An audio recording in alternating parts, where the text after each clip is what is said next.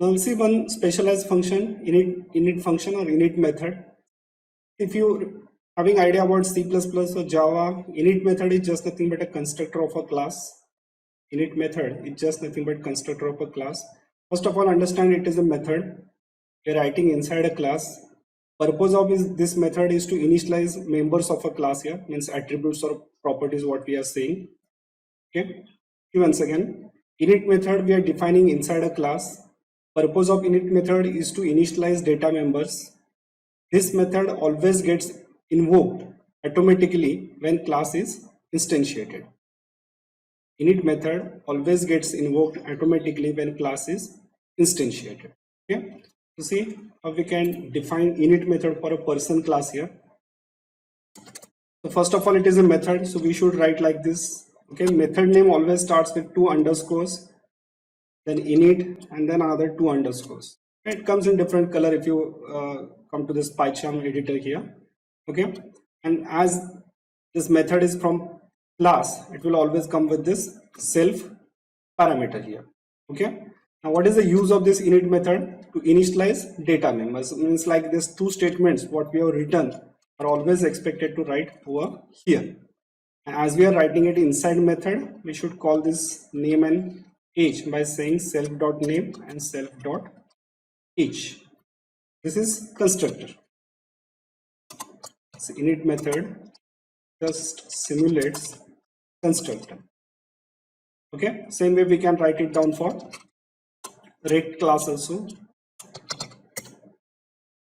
We'll just copy paste these 2 statements inside this init method. Once again, you need to call it by saying self.l and self.w.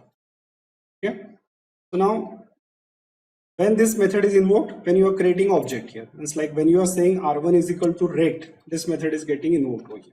Okay, so here you can mention this method will automatically get invoked.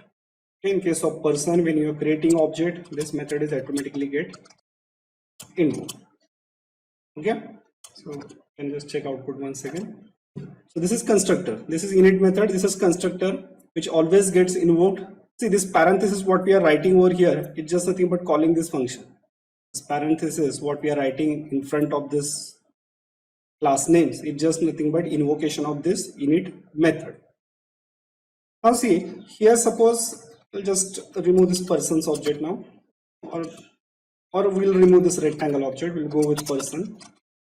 So here we are creating object of person and we are just printing this display printing information by using display method.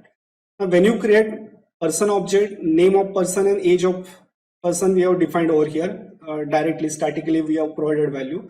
Now if I create another object here, so what happens in this case also, this name and age remains same here. So in for both objects we are having same values. Obviously, if we are creating new object of person, we are expecting new value for name and age. So for that purpose, we can change this init method. We can send arguments to this init method instead of directly initializing these values here. Yeah, here we can say name age. See, writing same name is not compulsory. Means like this name and this name, writing same name is not compulsory, that we are just writing for our own sake.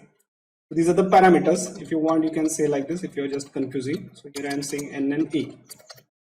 Now what we are doing to this constructor or this init method, we are passing parameters now. We are passing values, and through that values we are initializing this name and age here. Okay. To this person method, to this init method of person class, we are passing arguments. We are passing values, and through that values we are initializing this name and age here. So as we have said, this init method always gets invoked over here, so we need to pass values of name and age through this object. So here we are passing these values now like this one. Okay, so see here through this init method, or what we are calling as a constructor, we are initializing name and age for different values now. Here you can see now we are getting different values. Okay, same in case of rect, we can say here we are passing parameters now. W. So whatever variables we're calling by using self, those are attributes of person. Okay, so when you say self.name, that will be attribute of person. And these NA, or here in case of LW, will be temporary variables that we are using for this method only, means for reference only. But these will be considered as a members, data members, or say attributes, or say properties of this respective class here. So finally, we will conclude init is one specialized method. It simulates constructor, and use of this init method is to initialize members of a class.